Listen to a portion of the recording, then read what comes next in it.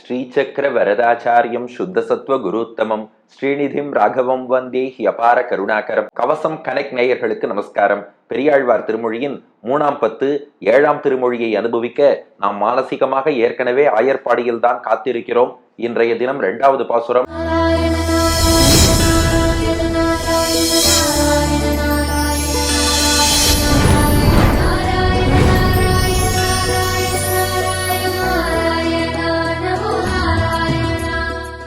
இப்ப பெரியாழ்வார் கோபிகையின் தாய் பாவத்தில் எழுந்தருளி இருக்கிறார்.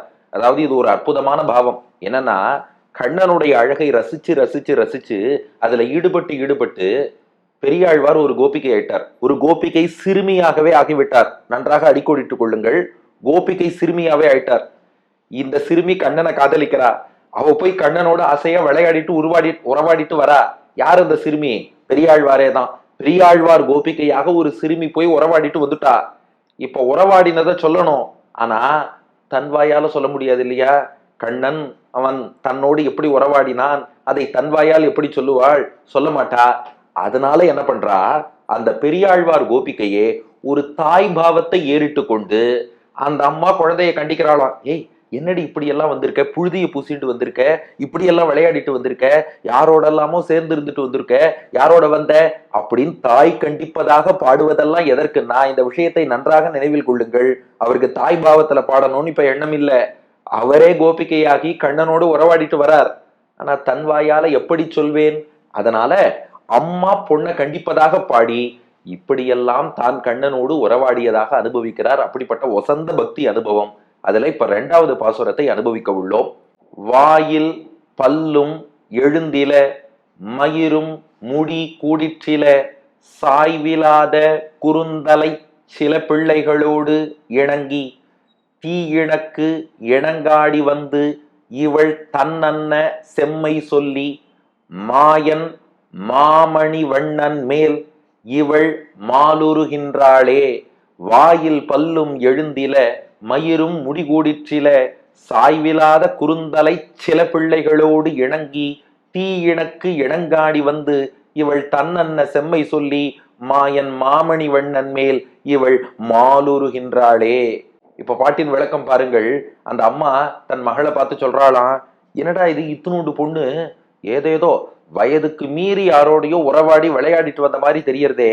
வாயில் பல்லும் எழுந்தில, வாயில் என் பெண்ணினுடைய வாயிலே பல்லும், பல்லு கூட எழுந்தில இன்னும் முளைக்கவில்லை. என் மகளுடைய வாயில் பற்கள் கூட இன்னும் முளைக்கவில்லை. வாயில் பல்லும் எழுந்தில. அந்த பல்லுங்கிறத அப்படி இறக்கி ஏத்தி சொல்லணும். பல்லு கூட முளைக்கல அப்படின்னா என்ன அர்த்தம்? பச்சை குழந்தாவோ. ஆனா இந்த கண்ணன் என்னென்ன வேலையெல்லாம் பண்ணியிருக்கான். இத்தினோண்டு குழந்தை மத்தியில கூட அவ்வளவு பெரிய பக்தி, அன்பு, காதல் எல்லாத்தையும் உண்டாக்கியிருக்கான். வாயில் பல்லும் எழுந்தில, வாயில பல்லு கூட இன்னும் முளைக்கல. மயிரும் முடி கூடிற்றில, மயிர்னா தலைமுடின்னு அர்த்தம். முடின்னு ஒரு வார்த்தை இருக்கு பாருங்க. முடின்னா முடிந்து கொள்வதுன்னு அர்த்தம். முடி கூடிற்றிலன்னா முடிந்து கொள்வதற்கு கூடும் அளவுக்கு வளரவில்லைன்னு அர்த்தம். இப்போ தலையன்னா இழுத்து முடிச்சுப்போம் இல்லையா? மயிரும் அவளுடைய தலைமுடிகள் எல்லாம் முடி சேர்ந்து முடிக்கும்படி கூடிற்றிலன்னா கூடவில்லைன்னு அர்த்தம். தலைமுடியெல்லாம் ஒன்னா சேர்ந்து வந்தானா நம்ம சிண்டு போட்டு முடிச்சுக்க முடியும். மயிரும் ஆனா அந்த தலைமுடி எல்லாம் முடி கூடிற்றில முடியும் அளவுக்கு, முடிந்து கொள்ளும் அளவுக்கு இன்னும் சேரவில்லை, வளரவில்லைன்னு அர்த்தம். அவ்வளவு சின்ன பெண்ணா இருக்கா. ஆனா என்ன பண்ணிருக்கா, யாரோ சேரக்கூடாத பெண்களோட சேர்ந்துட்டாப்புல இருக்கு. அந்த சேரக்கூடாத பெண்கள் யாருன்னா வேற யாரும் இல்ல, கிருஷ்ண பக்தைகள். இங்க சொல்வதெல்லாம் அப்படியே லிட்ரல் சென்ஸ்ல எடுத்துக்காதீங்க. Take it with a pinch of salt. விளையாட்டா சொல்றா. இந்த சேரக்கூடாத யாரோடையோ போய் சேர்ந்திருக்கா. யார் தெரியுமா? சாய்விலாத குறுந்தலை சில பிள்ளைகளோடு இணங்கி. சாய்வுன்னா இந்த இடத்துல அடக்கம்னு அர்த்தம். சாய்வில்லாத, நான் அடக்கம் இல்லாத, அம்மா பேச்சு கேட்காத அடங்காத சில பெண்கள் இந்த ஊர்ல இருக்கா.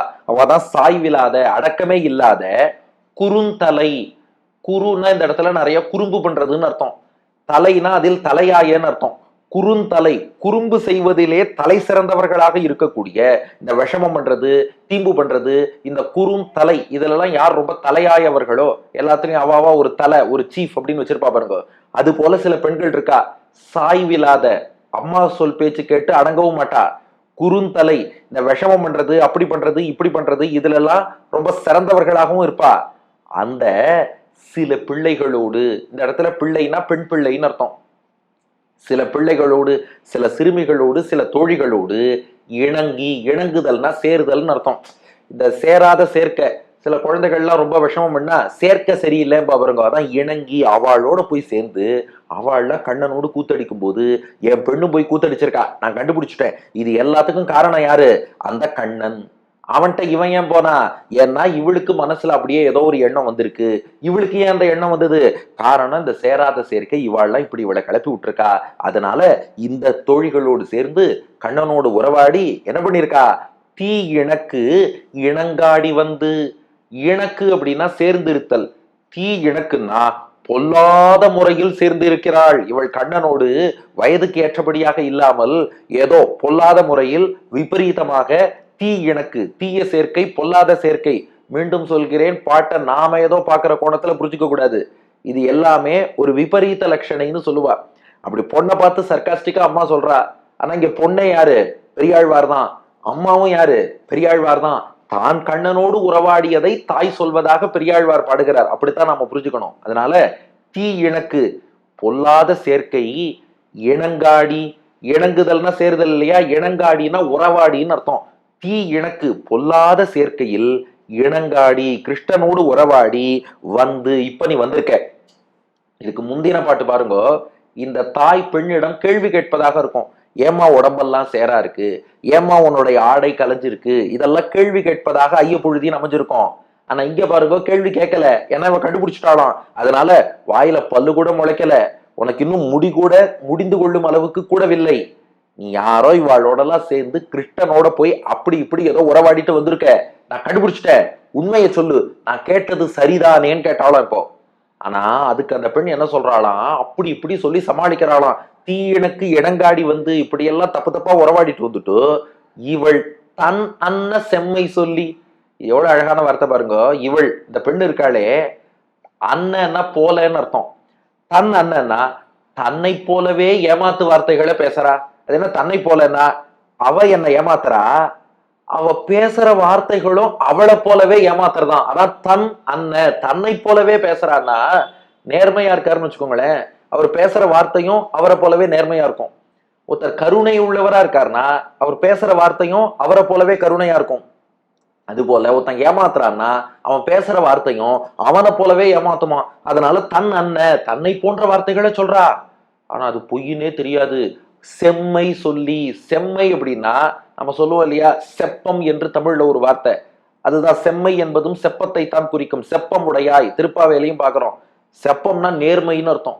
செம்மை சொல்லினா சொல்லும் போது நேர்மையா சொல்ற மாதிரியே சொல்றாளாம். எனக்கு பொய்யே சொல்ல தெரியாதுமா, நடந்தது அப்படியே எடுத்து சொல்றேன், சும்மா என் தோழிகளோடு போனேன், வழியில கொஞ்சம் சேறு சகதியில வழுக்கி விழுந்துட்டேன், அதனால கொஞ்சம் ஆடையெல்லாம் அப்படி இப்படி கலைஞ்சிருக்கு, அழுக்கா இருக்கு, கொஞ்சம் புழுதி படிச்சிருக்கு, வேற ஒண்ணும் இல்லை அப்படின்னு தன் அண்ணன், தன்னை போன்ற வார்த்தைகளை தான் சொல்றா, பொய்யான வார்த்தையை தான் சொல்றா.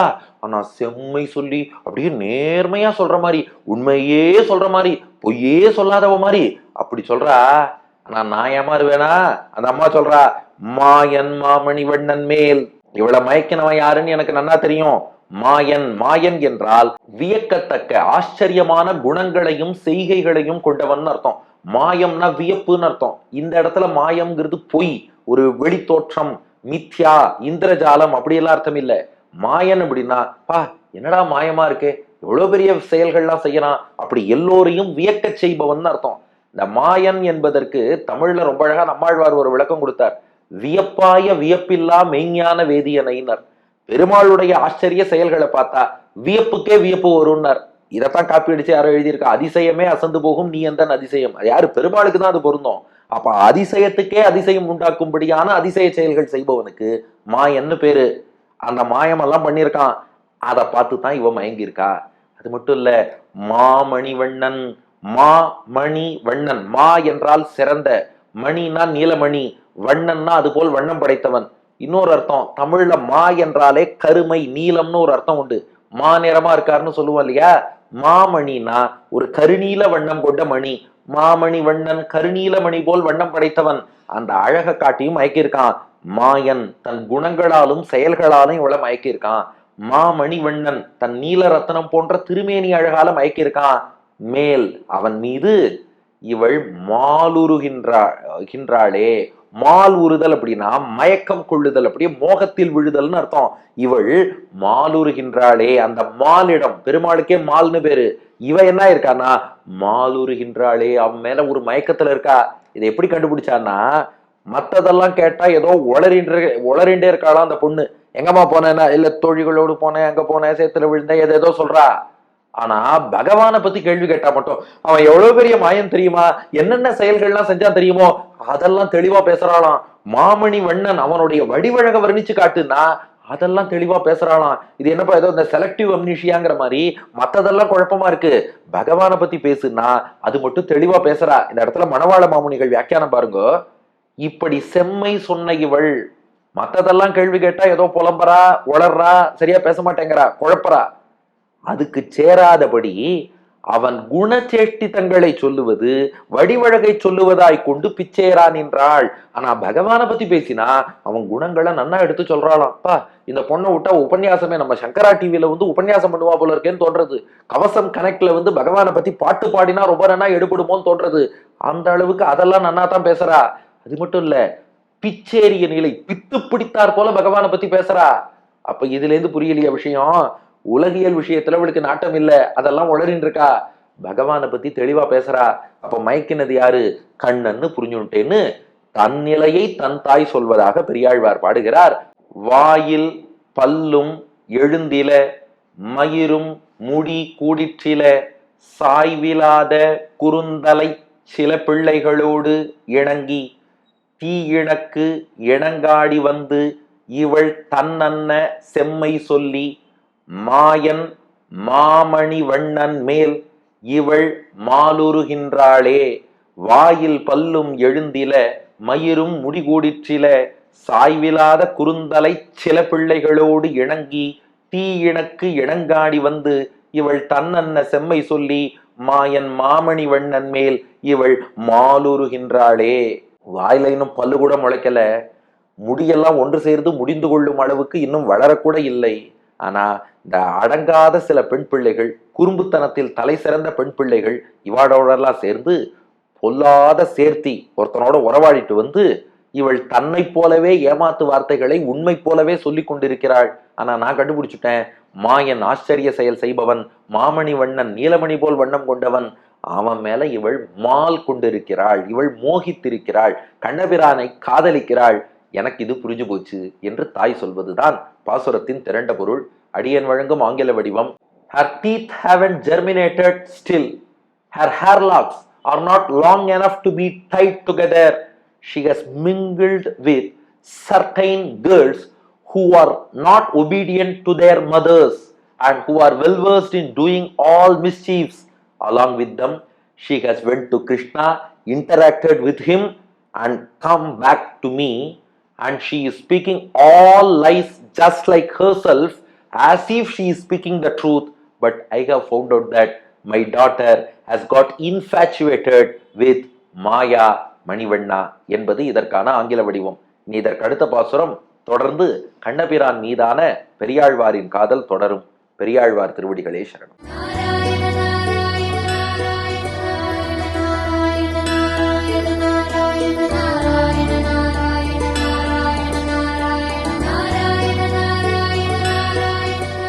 வாயிற்பல்லும் எழுந்தில, மயிரும் மூடி கூடிற்றில, சாய்விலாத குறுந்தலை சில பிள்ளைகளோடி நங்கி. வாயிற்பல்லும் எழுந்தில, மயிரும் மூடி கூடிற்றில, சாய்விலாத குறுந்தலை சில பிள்ளைகளோடி நங்கி. தீயில் கிணக்காடி வந்து இவள் தன்னன்ன செம்மை சொல்லி, மாயன் மாமணி வண்ணன் மேல் இவள் மாளுருகின்றாளே. மாயன் மாமணி வண்ணன் மேல் இவள் மாளுருகின்றாளே.